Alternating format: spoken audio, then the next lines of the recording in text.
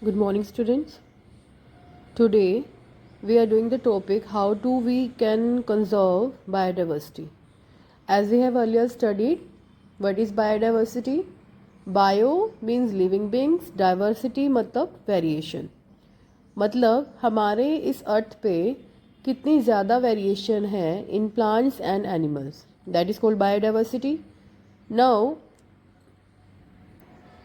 The topic is how to conserve biodiversity. मतलब हम उस डाइवर्सिटी को, उस वेरिएशन को, जो हमारे धरती पर इतनी तरह के प्लांट्स हैं, एनिमल्स हैं, माइक्रोब्स हैं, उन सबको हम कैसे बचा सकते हैं. As you all know, a number of organisms, a number of plants and animals, they are going to be extinct, but we have to conserve them क्योंकि हर एनिमल का, हर प्लांट का, हर वेराइटी का, हर स्पीसीज का एक अपना इम्पोर्टेंस होता है. तो उसमें हम उसे कैसे कंजर्व कर सकते हैं, इसके लिए जो हमारी अप्रोचेज हैं, they are the two main approaches, that is in situ conservation and the ex situ conservation. Now, what is meant by in situ conservation? In situ, as it is written on site, means जहाँ पर वो organism originally रह रहा है, जहाँ पर वो plant उग रहा है, वहीं पर ही उसको प्रिजर्व करना, that is called in situ conservation. और एक्स सिटू कंजर्वेशन मतलब ऑफ साइट. ऑफ साइट मतलब जहाँ पर वो रह रहा है वहाँ से ले आओ और आप ला कर उसे अपनी लैब में या किसी ऐसी जगह पर, अलग जगह पर उसको प्रिजर्व करो. So there are the two types of methods of the conservation. In situ conservation, जैसे कि हम फॉरेस्ट को कंजर्व करते हैं एज अ बायोस्फीयर रिजर्व, हम उस एरिया को डिफाइन कर लेते हैं कि इस एरिया में ह्यूमन एक्टिविटी नहीं होगी, तो उसे हम कहते हैं इन situ conservation. In situ conservation में आपके पास वो प्रोटेक्टेड एरियाज आते हैं जिसे हम 3 पार्ट्स में डिवाइड कर सकते हैं: sacred groves, biosphere reserve and the national park and the sanctuaries. जो हमारे बायोस्फीयर रिजर्व हैं, they can be terrestrial and marine. Otherwise जो सेक्रेड ग्रोव्स हैं, नेशनल पार्क्स और सेंचुरीज हैं, इनमें हमारे से सेक्रेड ग्रोव्स, सेक्रेड लेक्स भी आ सकती हैं. नेशनल पार्क्स और वाइल्ड लाइफ सेंचुरीज हैं, इनमें हमारे पास टेरेस्ट्रियल एरियाज आ सकते हैं. Here you can see the area of the biosphere reserve. This is the biosphere reserve. इसे हम 3 पार्ट्स में डिवाइड करते हैं, 3 एरियाज में डिफाइन करते हैं.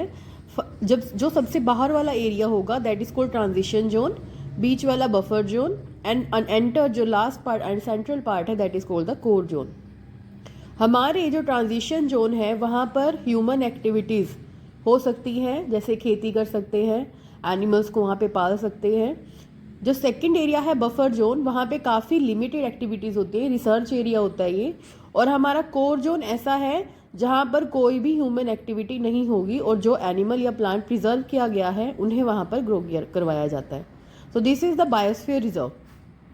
बायोस्फीयर रिजर्व में जो हमारा इंडिया में है, there the 18 biosphere reserve has been established in India, and of this the Nilgiri Biosphere Reserve was declared in 1986.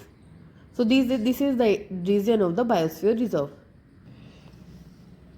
Earlier 25 biodiversity hotspots. Hotspots मतलब जहाँ पे डाइवर्सिटी जो है वो बहुत ज़्यादा होती है, उसे हम कहते हैं बायोडाइवर्सिटी हॉटस्पॉट. तो जहाँ पे डाइवर्सिटी ज़्यादा होगी वो 25 एरिया आइडेंटिफाई किए गए थे, बट लेटर ऑन जो है उसमें 9 और ऐड कर दिए गए हैं. So the total number of the biosphere reserve in the world is 34. हमारे इंडिया में बायोस्फीयर रिजर्व जो है, हॉटस्पॉट जो है हमारे, वो है western Ghat, Sri Lanka, Indo Burma and the Himalayan cover. These areas are under biodiversity hotspots, जहाँ पे बायोडाइवर्सिटी बहुत ज़्यादा है और उस एरिया को प्रिजर्व किया जाता है, सुरक्षित रखा जाता है. वहाँ पे लॉज फॉलो किए जाते हैं ताकि कोई हंटिंग या जो है ट्रीज को कटिंग जो है ना हो. सेक्रेड ग्रोव्स मीन्स जहाँ पे पूजा के नाम पे जो हम भगवान के लिए जो मंदिर ये सब बनाते हैं, उन्हें हम सेक्रेड ग्रोव्स कहेंगे.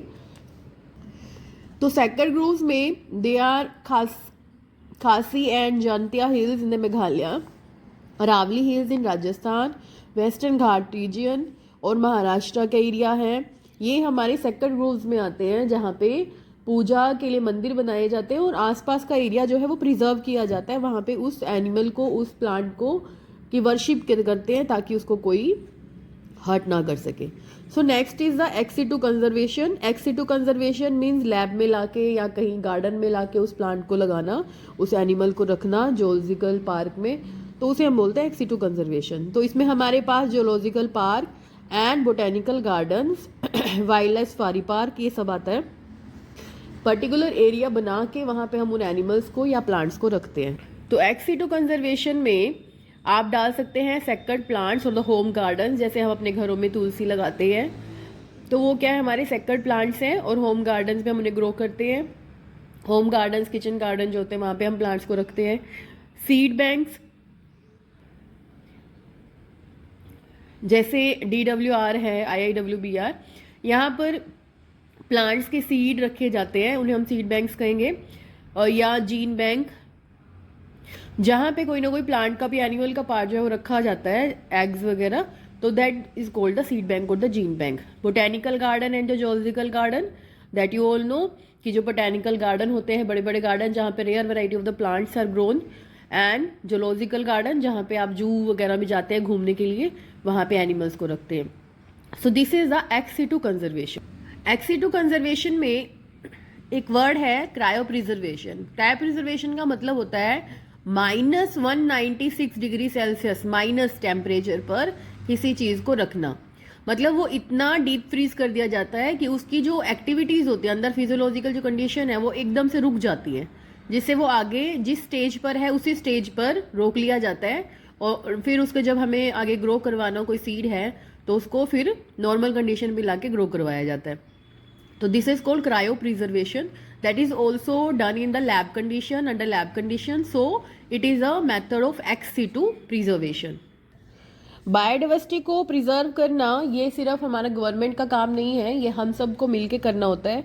हम सबको हर प्लांट, हर एनिमल्स को प्रोटेक्ट करना चाहिए। So it has no political boundaries, it is the responsibility of the human beings, हम सबकी रिस्पॉन्सिबिलिटी है। और हिस्टोरिकल जो है, एक बायोडाइवर्सिटी को कंजर्व करने के लिए द अर्थ समिट ये हेल्ड किया गया था, एक conference, that is the Rio de Janeiro में एंड 1992 में, जिसमें काफ़ी नेशंस ने पार्टिसिपेट किया था टू प्रिजर्व द बायोडाइवर्सिटी। और अब जो है रिसेंटली इन 2002 में world summit on the sustainable development held किया गया साउथ अफ्रीका में, जॉन्सनबर्ग में, जिसमें 190 कंट्रीज ने प्लेज किया कि वो बायोडाइवर्सिटी को प्रिजर्व करेंगे। Because everybody know what is the importance of each every living being, क्योंकि उसका एक अपना स्पेशल इम्पोर्टेंस भी होता है कि वो जो हमारे एनवायरनमेंट में है वो क्या काम कर रहा है। दूसरा, हमारे एनवायरनमेंट के लिए कलेक्टिव रिस्पॉन्सिबिलिटी होती है, जो हमारे जैसे गैसेस चेंज हैं या एनर्जी है, उन सबको मेंटेन करना, फूड चेन मेंटेन करना। तो इसलिए हमें बायोडाइवर्सिटी को मेंटेन करना चाहिए, सब प्लांट्स और एनिमल्स को प्रिजर्व करना चाहिए। So this is the topic that how can we conserve biodiversity. So do it, and further you can see the video to get the more knowledge.